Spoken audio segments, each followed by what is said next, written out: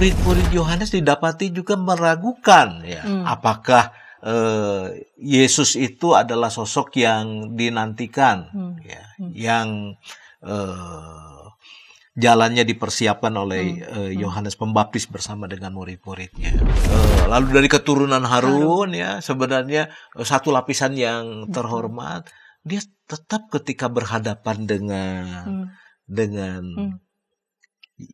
janin itu ya, dia merasa rendah. Siapa aku? Aku dikunjungi ya. Tapi mereka berdua bisa karib begitu. Tidak terjadi gap generasi antara mereka berdua. Saya bayangkan bagaimana mereka berdua itu bercakap-cakap begitu ya. Lalu kemudian bersama-sama untuk ayo kita sama-sama saling menguatkan dan menyambut rancangan Tuhan yang hendak Tuhan wujudkan melalui mereka berdua. Minta pandangan dari Bapak Pendeta.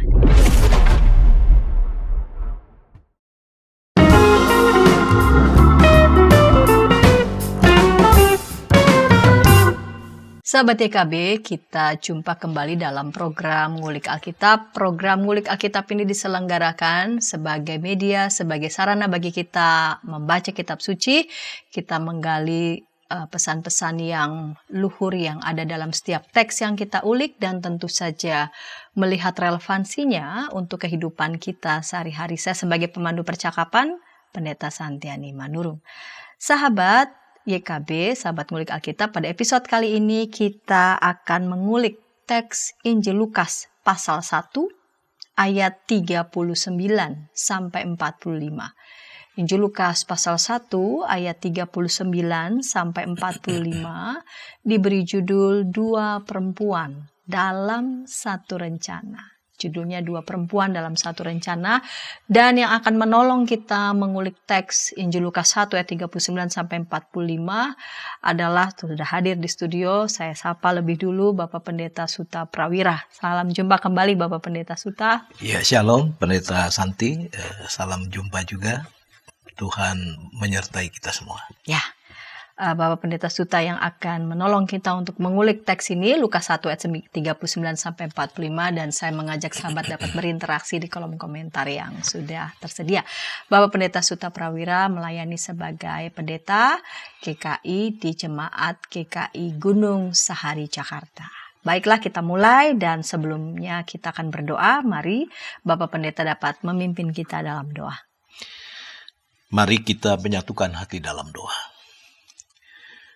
Bapa Surgawi, Allah yang kekal, kami mengucap syukur apabila kami boleh berkumpul di sekitar firman-Mu.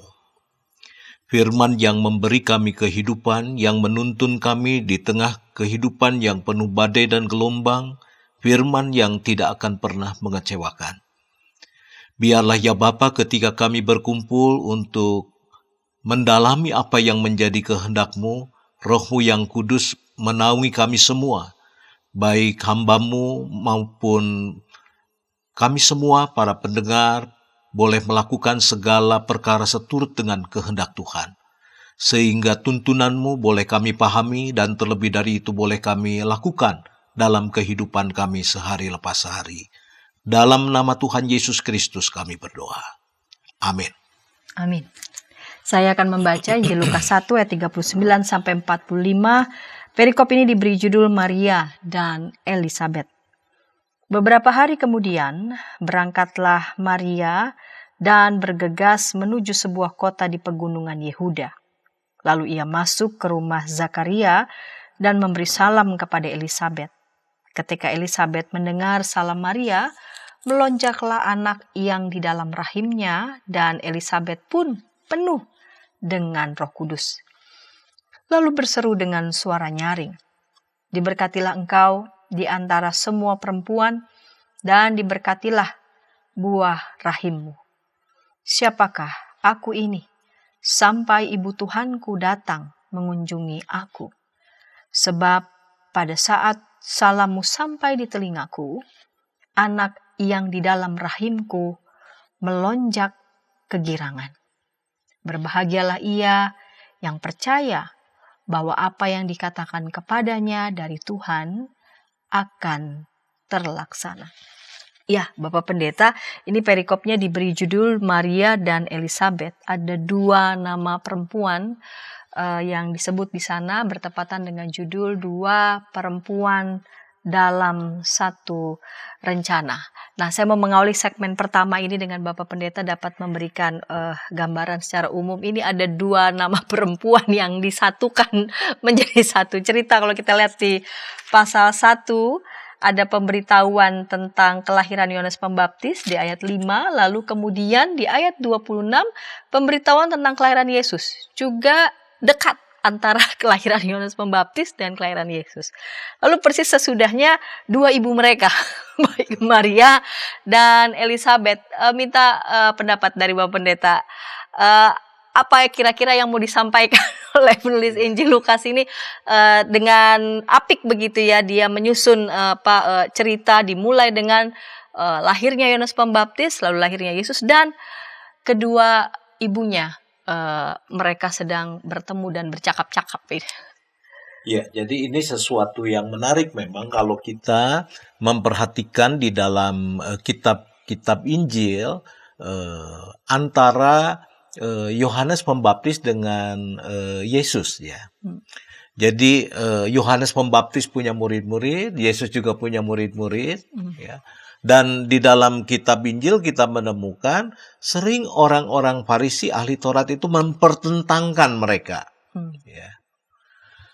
Dan bukan saja di antara mempertentangkan mereka, kita menemukan juga di dalam beberapa kitab Injil murid-murid Yohanes didapati juga meragukan ya, apakah Yesus itu adalah sosok yang dinantikan ya, yang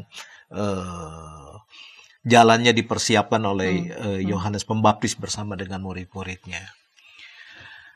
Nah, kelihatannya kalau kita membaca kitab Injil Lukas itu ingin menyajikan sebuah dasar bahwa antara Yohanes Pembaptis dengan Tuhan Yesus bukan 2 kelompok yang terpisah, bukan 2 kelompok yang bersaing. Ya. Jadi pada zaman itu ada banyak yang disebut rabi keliling. Ya. Jadi rabi punya murid, ada yang 10, ada yang 12, lalu mengajar berkeliling. Jadi bukan hanya Yesus dan murid-muridnya, bukan hanya Yohanes Pembaptis dan murid-muridnya, ada juga rabi-rabi lain. Jadi rabi punya murid mengajar berkeliling. Nah, Lukas sepertinya mau menyajikan pendasaran-pendasaran bahwa karya Yesus adalah karya yang memang dipersiapkan kedatangannya. Dan pihak yang diberikan tugas tanggung jawab mempersiapkan itu adalah Yohanes Pembaptis.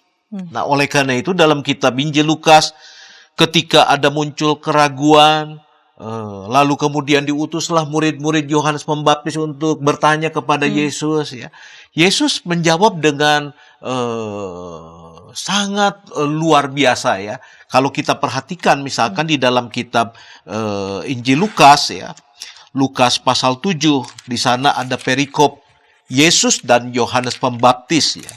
Jadi ketika Yohanes diberitahu tentang semua peristiwa oleh murid-muridnya, ia memanggil 2 orang dari antaranya, menyuruh mereka bertanya kepada Tuhan, "Engkaukah dia yang akan datang itu, atau haruskah kami menantikan seorang yang lain?" Ya. Sebab cara Yesus untuk mengajar dipandang berbeda ya.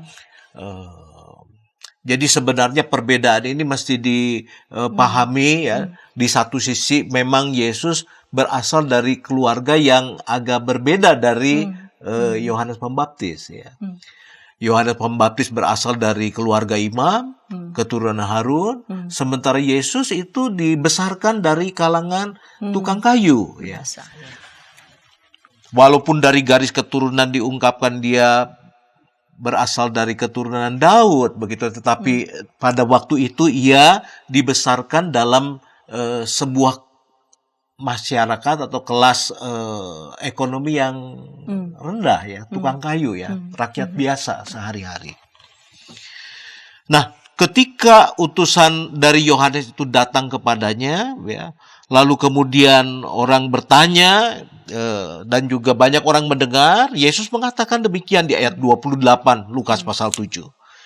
Aku berkata kepadamu, di antara mereka yang dilahirkan oleh perempuan, tidak ada seorang pun yang lebih besar dari Yohanes. Jadi artinya pada bagian ini, Yesus mengakui Yohanes itu adalah seorang sosok yang begitu besar. Ya. Tidak ada yang lebih besar dari dia. Nah, tetapi ada anak kalimat yang mengatakan, namun yang terkecil dalam kerajaan Allah lebih besar daripada dia. Jadi Yesus dari satu sisi mengagungkan, ya, memberikan tempat yang istimewa terhadap Yohanes Pembaptis, tapi di sisi yang lain Yesus hendak mengatakan, ya, kita juga akan jauh lebih besar dari dia apabila kita menjadi pelaku-pelaku dalam kerajaan Allah. Jadi sebuah tawaran kepada murid-murid Yohanes dan juga tawaran kepada banyak pihak, ya, untuk tidak mengabaikan kerajaan Allah, tetapi juga tidak mengenyampingkan Yohanes Pembaptis. Sebab dua-duanya ada dalam satu rencana. Oleh karena itu, di ayat 29 dikatakan, seluruh orang banyak yang mendengar perkataannya termasuk para pemungut cukai mengakui kebenaran Allah dengan memberi diri dibaptis oleh Yohanes. Ya. Jadi artinya Yesus tidak mencegah, malah mengarahkan dibaptis oleh Yohanes. Nah, tetapi dalam kenyataannya, pihak yang selalu mempertentangkan Yohanes dengan Yesus, ketika Yesus mengatakan kalimat ini direspon oleh orang banyak untuk menyerahkan diri baptis, nah orang yang menentang itu justru sebaliknya. Oleh karena itu dikatakan di dalam pembacaan Alkitab kita selanjutnya, ya, di ayat yang ke-33, sebab Yohanes Pembaptis datang, ia tidak makan roti, tidak minum anggur, kamu berkata ia kerasukan setan. Kemudian anak manusia datang, ia makan dan minum, dan kamu berkata, lihatlah, ia seorang pelahap, peminum, sahabat pemungut cukai, dan orang berdosa. Ya. Jadi bagian ini mau menunjukkan, Lukas itu mau memberikan jawab pertama-tama, ya, di tengah-tengah orang yang mempertentangkan, Yesus dan Yohanes Pembaptis itu ada dalam satu rencana. Dan oleh karena itu, ketika Lukas menemukan ada sumber-sumber, ya, yang bisa memperkuat cara pandangnya, ia lalu kemudian menyajikan kisah tentang perjumpaan malaikat dengan Zakaria, perjumpaan malaikat dengan Maria, dan juga perjumpaan antara Maria dengan Elizabeth. Jadi menurut hemat saya, bagian ini mau menegaskan bahwa mereka berdua, Yesus dan Yohanes Pembaptis, itu ada dalam satu rencana.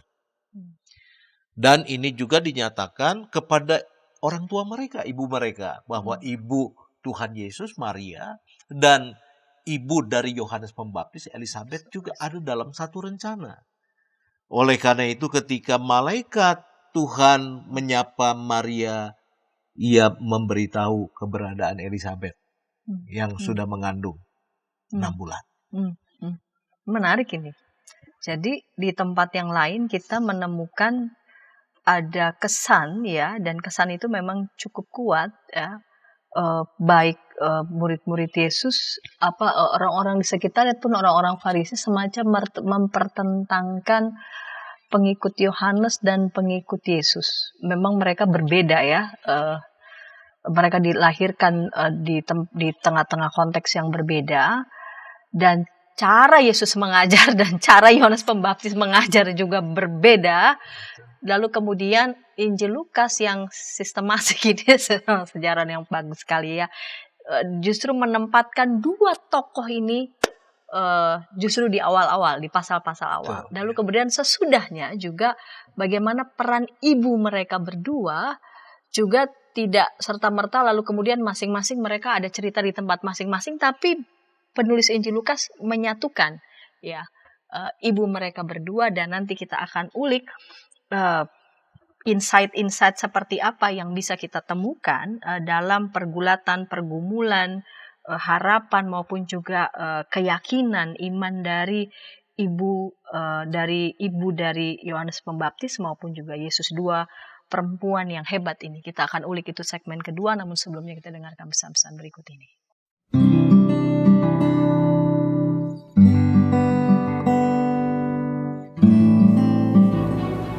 Hi folks, this is Daily Spirit for Youth, a daily devotional that helps you grow closer to God and apply His Word to your life.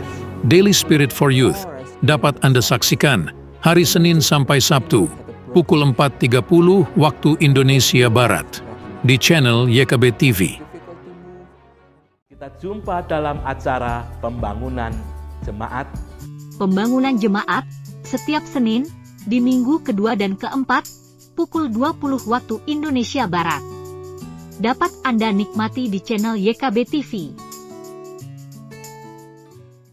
Dari kungkungan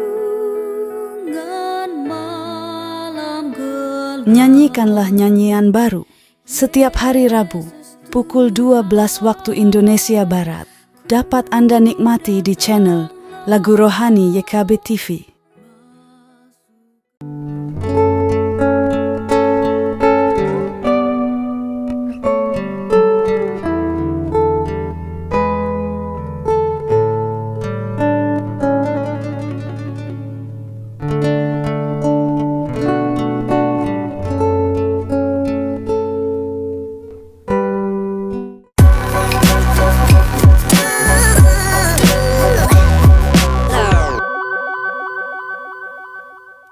Sahabat YKB, senang masih bersama dengan kami dalam program Ngulik Alkitab. Pada episode kali ini kita mengulik Injil Lukas pasal 1 ayat 39 sampai 45, diberi judul Dua Perempuan dalam Satu Rencana, dan saya mengajak sahabat dapat berinteraksi di kolom komentar yang sudah tersedia, baik itu menyampaikan respon, tanggapan, maupun juga menyampaikan pertanyaan. Dengan senang hati narasumber kita pada episode kali ini, Bapak Pendeta Suta Prawira, dapat merespon baik itu tanggapan maupun pertanyaan dari para sahabat. Baik Bapak Pendeta Suta, kita lanjut di segmen yang kedua ini tentang Maria dan Elisabet. Betul, di pasal 2 malaikat itu mengatakan, di pasal 1 ya ayat 36 mengatakan pada Maria, lihat Elisabet sanakmu itu, ia pun sedang mengandung seorang anak laki-laki pada hari tuanya, dan inilah bulan yang ke-6 bagi dia yang disebut mandul itu. Lalu berapa hari kemudian berangkatlah Maria dan bergegas menuju sebuah kota di pegunungan Yehuda. Berarti Maria yang mendatangi sanak saudaranya yaitu Elisabet. Dua perempuan beda generasi ini. Kemudian dua perempuan ini dipertemukan dalam sebuah situasi yang sama-sama unik, yang sama-sama hampir di luar nalar. Minta pandangan Bapak Pendeta. Saya membayangkan ini kan dua generasi yang berbeda, yang satu sangat muda, yang satu sangat sudah sepuh begitu ya, sudah sangat senior itu. Ya. Jadi kita melihat bahwa pertama-tama yang menggerakkan Maria untuk menjumpai ya, saudara sepupu jauh lah begitu ya, adalah pekerjaan Roh Kudus. Ya. Bahwa Roh Tuhan melingkupi Maria sehingga ia menerima panggilan itu dengan penuh syukur, dengan penuh sukacita. Dan di dalam panggilan itu juga diberitahu bahwa ada sanaknya yang mengandung di usia lanjut. Ya, ini sesuatu yang tidak biasa. Jadi Allah bekerja menyatakan rencananya dalam kehidupan kita. Nah, apa rencana Tuhan di dalam diri Elisabet? Apa rencana Tuhan dalam diri bayi yang ada dalam kandungannya? Tentu Maria tidak tahu. Tetapi ia digerakkan untuk datang. Jadi seorang perempuan muda yang sedang mengandung juga mungkin masih relatif muda, lalu kemudian mengunjungi sanaknya yang sudah lanjut usianya, yang mengandung di usia tua. Ya. Jadi ini pertama-tama adalah pekerjaan Roh Kudus. Dan oleh karena itu ketika Maria tiba di tempat Elizabeth, lalu kemudian seperti kebiasaan pada umumnya, seseorang tamu yang mendatangi rumah dia akan mengucapkan salam. Ya, itu sesuatu yang biasa. Nah, tetapi dalam pembacaan Alkitab kita ketika salam itu disampaikan ternyata itu bukan salam biasa. Tapi salam yang sepertinya penuh kuasa, sebab di dalam pembacaan Alkitab kita dikatakan bahwa bayi yang ada di dalam kandungan Elizabeth, janin yang ada di dalam kandungannya itu melonjak kegirangan. Dan bukan hanya itu saja, tetapi lalu kemudian Roh Kudus melingkupi Elizabeth. Ya. Jadi kehadirannya itu kehadiran yang dituntun oleh Roh, dan ketika mereka mengalami perjumpaan, lalu kemudian Roh Kudus menaungi mereka. Sehingga di dalam pembacaan Alkitab kita menemukan sebuah balasan salam, ya. Tetapi formulanya itu formula yang tidak biasa, ya. Mungkin Maria datang dengan salam yang biasa, tetapi lalu kemudian formulanya ini formula yang tidak biasa, yang di dalamnya itu ada ungkap kerendahan hati, ya. Yang di dalamnya itu ada ungkap pengakuan iman, yang di dalamnya juga ada semacam keyakinan, ya, sebuah dorongan, ya, atau juga sebuah pengharapan. Jadi ini rumusan yang tidak biasa, rumusan yang di dalam gereja Katolik lalu kemudian dipakai ya sebagai sebuah rumusan yang penting dalam liturgi-liturgi mereka, ya. Dan ini begitu dalam pekerjaannya. Oleh karena itu kalau kita mau simak satu persatu dikatakan di sini, diberkatilah engkau di antara semua perempuan. Diberkatilah buah rahimmu. Lalu ia mengatakan, siapakah aku ini? Ya, jadi dia itu walaupun dari keluarga imam, ya, lalu dari keturunan Harun, ya, sebenarnya satu lapisan yang terhormat, dia tetap ketika berhadapan dengan janin itu, ya, dia merasa rendah. Siapa aku? Aku dikunjungi, ya. Nah, ini bagian ini sesuatu yang luar biasa, ya. Pertama-tama mau menunjukkan kerendahan hati Elizabeth.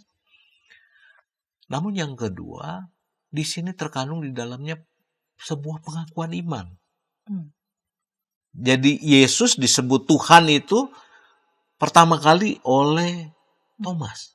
Ya Tuhanku, ya Allahku. Itu pengakuan iman pertama yang keluar, ya, yang didengar oleh Yesus langsung. Nah, tetapi ternyata ada pengakuan iman yang jauh lebih awal. Sebab Yesus itu ditempatkan ketika ia janin, ya, sebagai Tuhan, dan oleh karena itu ia sebut Ibu Tuhanku. Ya. Jadi satu pengakuan iman. Jadi Lukas mencatat dengan apik, ya, bahwa di awal bahwa Yesus itu kehadirannya itu diakui sebagai Tuhan. Dan terlebih nanti ketika karyanya dilakukan, ketaatannya dinyatakan, ya, pengajaran-pengajarannya juga disampaikan. Lalu di dalam kalimat berkat itu bukan saja ada pengakuan tentang siapa janin yang ada di dalam kandungannya dan juga siapa Maria yang mengunjunginya, ya. Lalu dikatakan di bagian terakhir dari salam itu, berbahagialah ia yang percaya bahwa apa yang dikatakan kepadanya dari Tuhan akan terlaksana. Ya. Padahal dalam pembacaan Alkitab itu Maria dan Elizabeth belum berbincang-bincang tentang apa yang terjadi dengan aku, dengan apa yang tidak.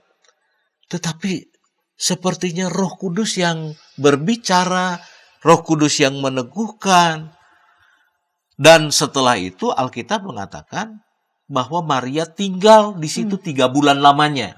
Nah, itu berarti mereka bercakap-cakap, pengalaman rohani mereka, perjumpaan dengan malaikat, bagaimana suami Elizabeth itu merespon ya penampakan malaikat kepada dirinya. Mereka saling bercakap, saling mengenal.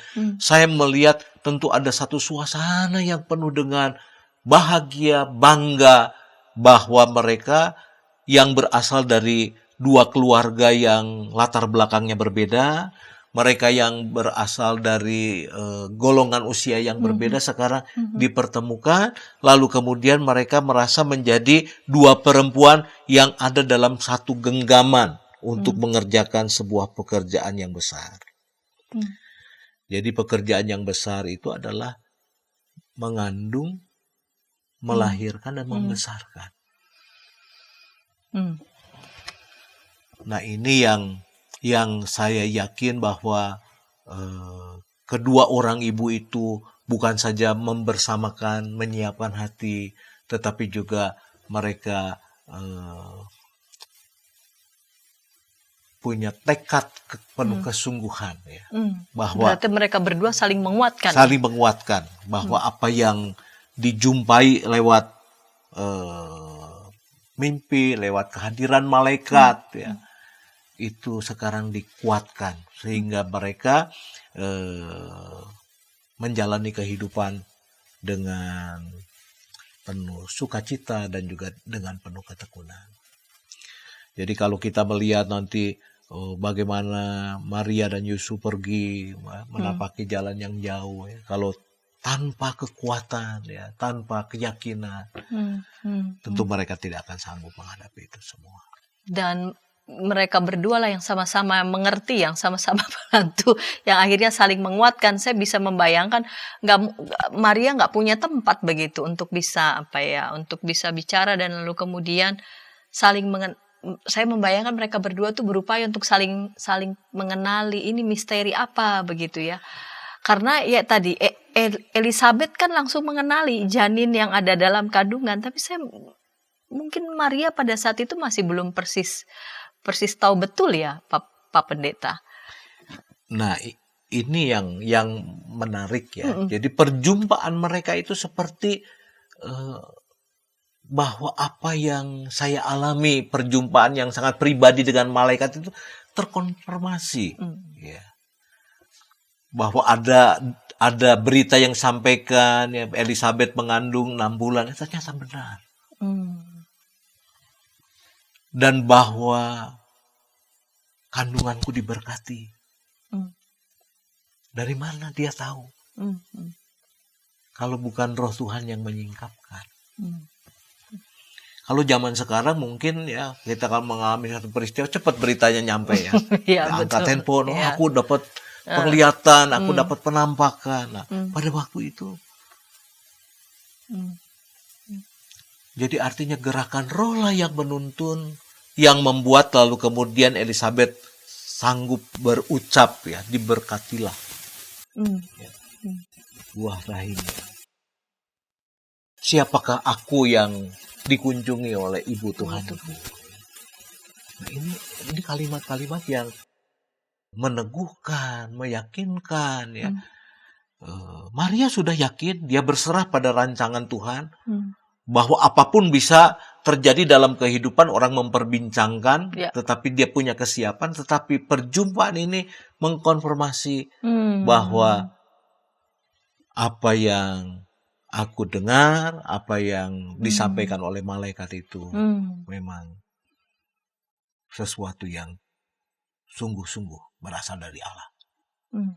Jadi terkonfirmasilah apa yang mereka alami begitu ya, baik itu dari pengalaman perjumpaan Elizabeth sendiri secara personal bersama dengan suaminya, pun juga Maria mengalami perjumpaan itu juga secara personal, dan mereka berdua berjumpa, mereka berdua saling menguatkan dan percaya penuh bahwa memang mereka berdua dipakai oleh Tuhan sebagai ibu untuk mewujudkan satu rencana Tuhan. Nah, di segmen yang ketiga kita akan melihat bagaimana mereka berdua ini ya, Maria dan Elizabeth, dua perempuan yang hebat ini dalam segala kerendahan hati mereka mewujudkan, mengiyai ya rencana Tuhan dalam semua semua pergulatannya, karena tidak mungkin Alkitab kita memberikan catatan secara detail apa saja pergulatan-pergulatan perasaannya mereka berdua, baik dari segi Elizabeth sebagai perempuan yang sudah senior, terlebih lagi Maria dalam segala kebeliannya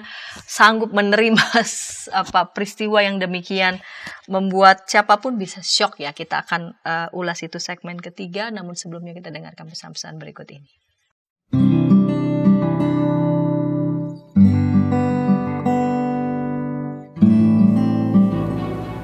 Hi folks, this is Daily Spirit for Youth, a daily devotional that helps you grow closer to God and apply His Word to your life. Daily Spirit for Youth dapat Anda saksikan hari Senin sampai Sabtu pukul 4.30 waktu Indonesia Barat di channel YKB TV. Kita jumpa dalam acara pembangunan jemaat.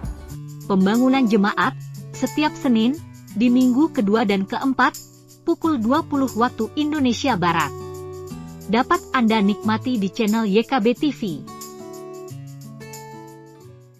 Dari gungkungan malam gelap, Nyanyikanlah nyanyian baru setiap hari Rabu pukul 12 waktu Indonesia Barat. Dapat Anda nikmati di channel Lagu Rohani YKB TV.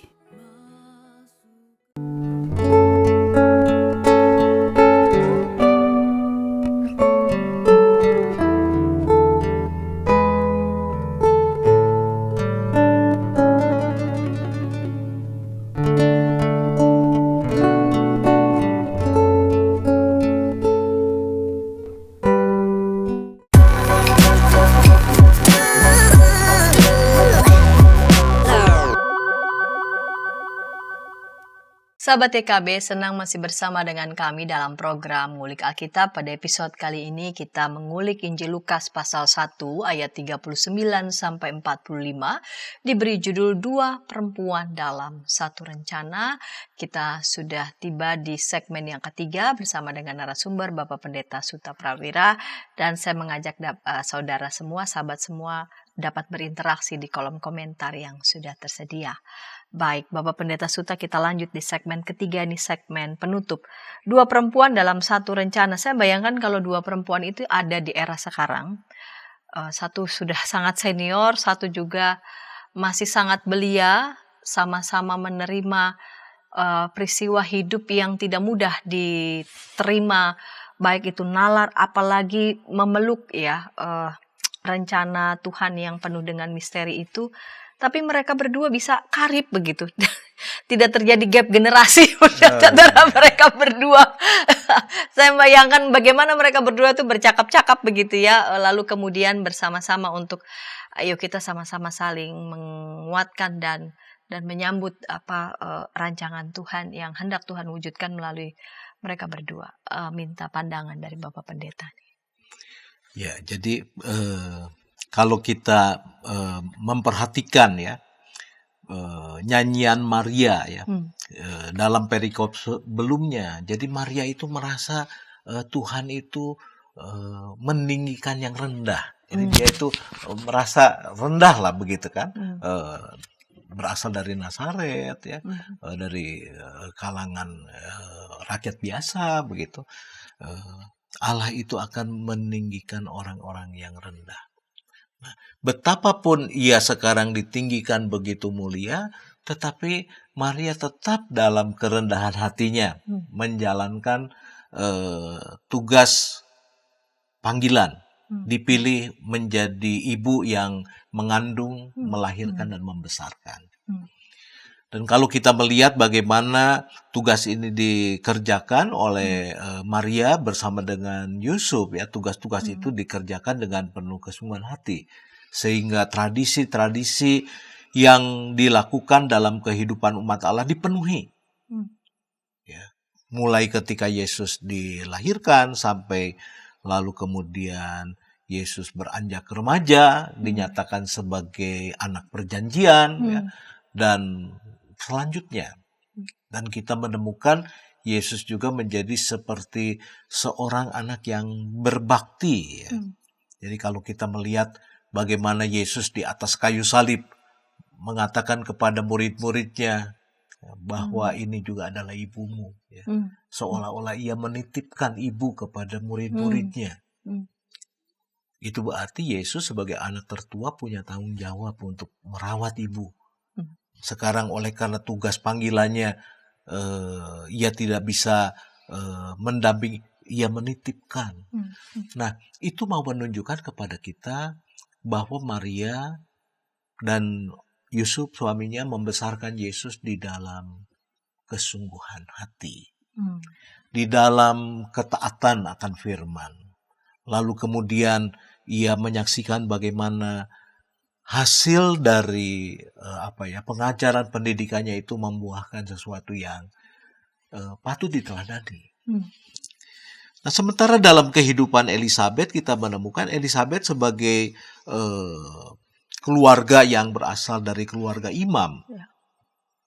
Tentu ia akan mendidik anaknya dengan ketat, keras.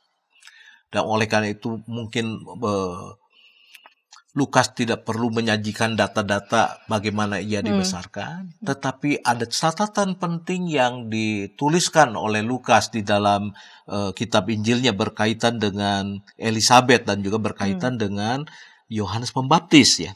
Di pasal 2 ayat yang ke-80 dikatakan anak itu pun bertambah besar, makin kuat rohnya, ia tinggal di padang gurun sampai hari ketika ia harus menampakkan diri kepada Israel. Jadi artinya pada waktunya anak ini setelah menjadi besar lalu tinggal di semacam asrama ya. Hidup secara luar biasa ya.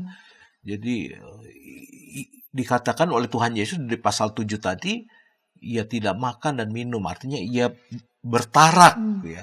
Ia hidup secara vegetarian, ia tidak makan daging, dan ia juga menuliskan Taurat, menyalin sedemikian rupa, mempelajari. Nah, ini mau menunjukkan kepada kita bahwa Elisabet ketika anaknya itu ada dalam bagiannya, itu ia kerjakan dengan penuh kesungguhan hati. Dan ketika waktunya anaknya itu dimasukkan dalam sejenis asrama, ia juga melepas dengan penuh kesiapan hati.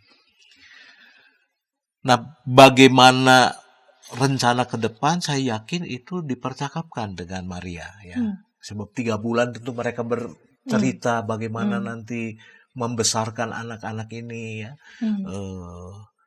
Lalu kemudian mereka saling melengkapi satu dengan yang lain ya.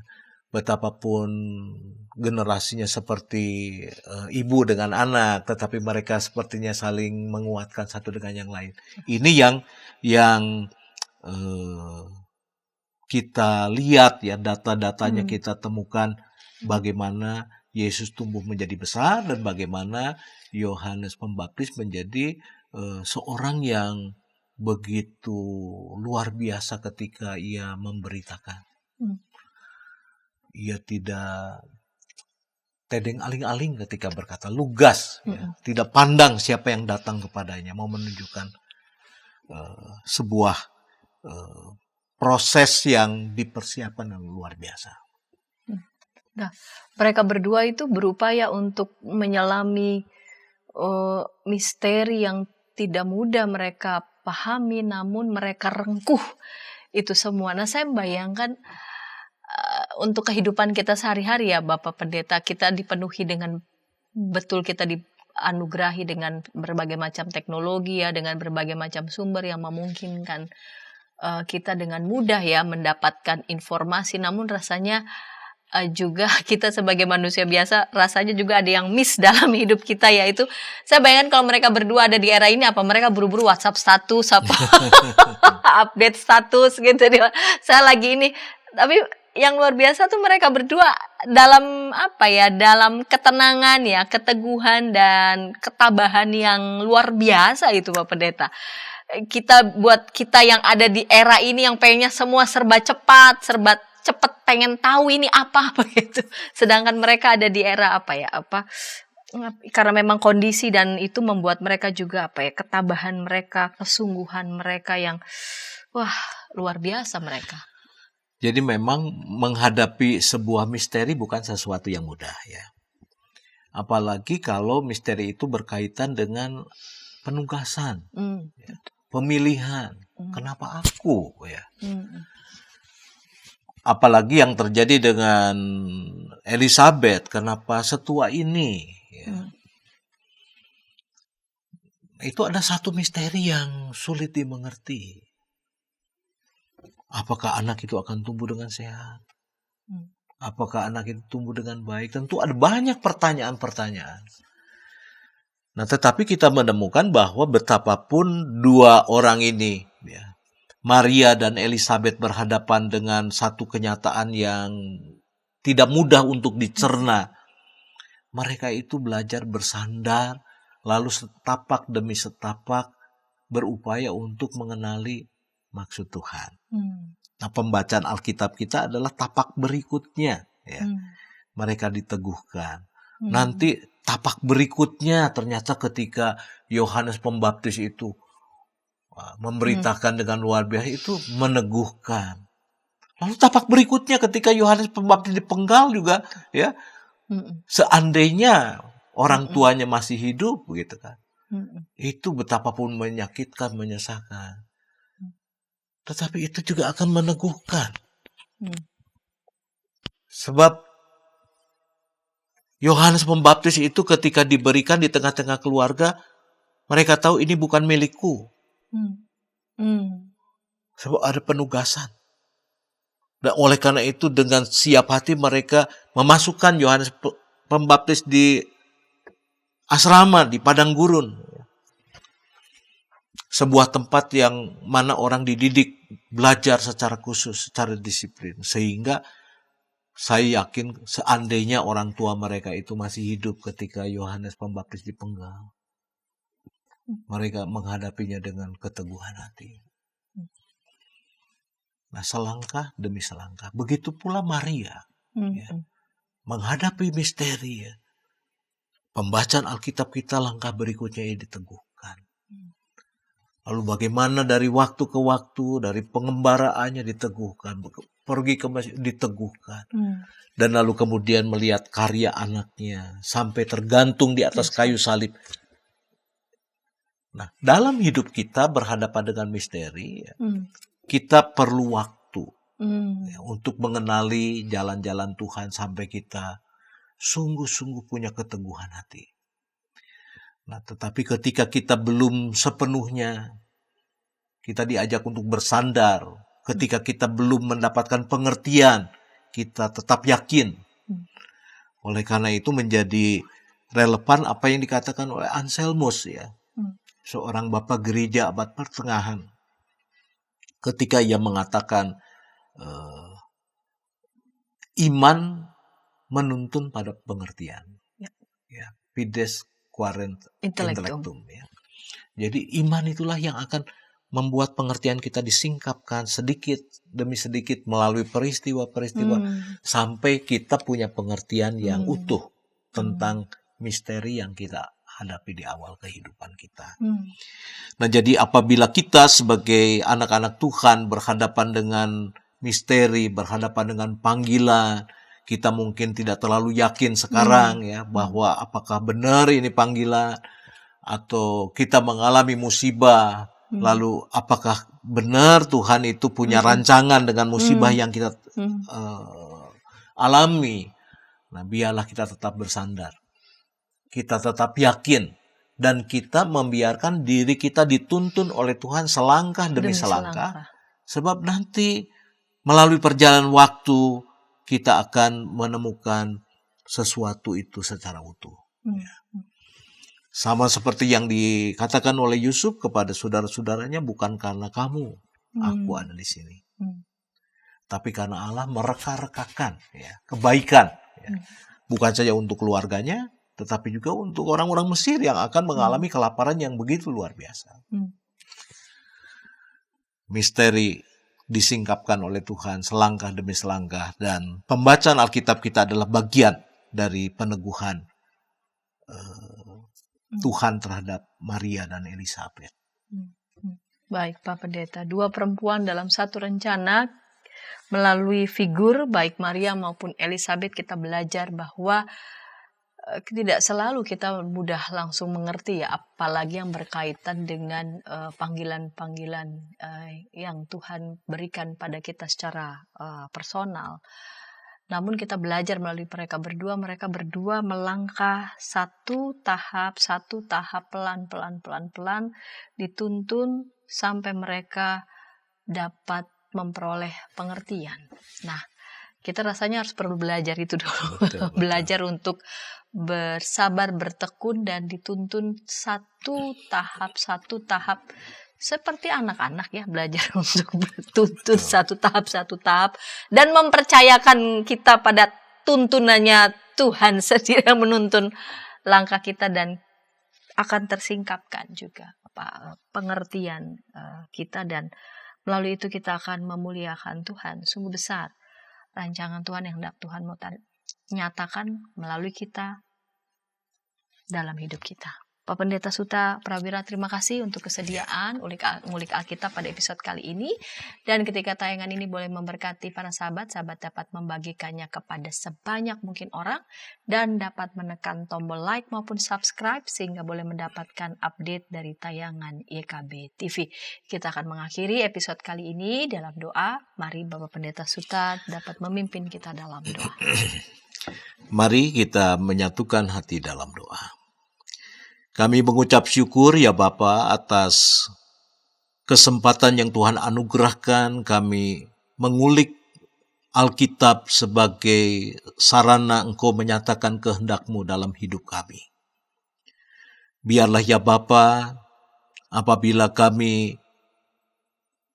mengalami pelbagai misteri perjumpaan dengan Tuhan dan kami belum sungguh-sungguh mengerti apa yang menjadi rancangan-Mu dalam hidup kami juga boleh belajar seperti Maria dan Elizabeth yang bersandar berserah, dan Tuhan meneguhkan dari waktu ke waktu, menyingkapkan apa yang menjadi rancangan-Mu bagi mereka. Kami yakin dan percaya Engkau mempunyai rencana di dalam diri setiap kami yang berkumpul di sekitar firman Tuhan ini. Dan biarlah Engkau yang memampukan kami untuk menapaki rencana-Mu dalam kehidupan ini, agar pada waktunya kami juga boleh melihat ke belakang dengan rasa takjub akan jalan-jalan-Mu yang menuntun kami pada kehidupan yang penuh dengan kemuliaan. Bapa Surgawi, Allah yang kekal, kami mau serahkan seluruh kehidupan kami hanya di dalam nama Tuhan Yesus Kristus, Juru Selamat dan Penebus kami yang hidup. Dalam nama-Mu kami berdoa dan mengucap syukur. Amin. Amin.